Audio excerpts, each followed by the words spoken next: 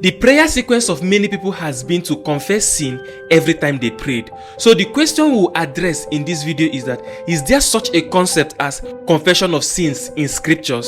The first thing to note is that the matter on confession of sins was first instituted in the law of Moses, which is the Old Covenant. In the law, forgiveness of sins was taught as conditional. The high priest was supposed to make an offering upon which sins will be forgiven. People brought their offerings to the priest, and the priest will use this offering to atone for their sins. The guilty have to confess their sins with an offering to be forgiven. Remember that this was done by the priest. They were required to confess their sins to be forgiven. However, you have to understand that before the law was given, before the law of Moses, or before they entered into the Old Covenant, the condition for forgiveness of sin was not sin. Men were justified and declared righteous by faith in the promise, which is the gospel.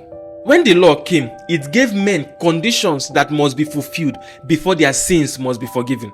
The writer of Hebrews tells us that those sacrifices could not take away sin. That is why they keep giving, or they keep offering more sacrifices. Having seen this, you have to understand that the epistles are the explanation of the Old Testament books of the scriptures. In the law, confession of sins was a prerequisite for receiving forgiveness of sins. Confession in the New Testament centers around the facts of what Jesus has done for us and what he is doing in and through us. He was made sin for us, so we are not to confess our sins, but to confess him as our profession.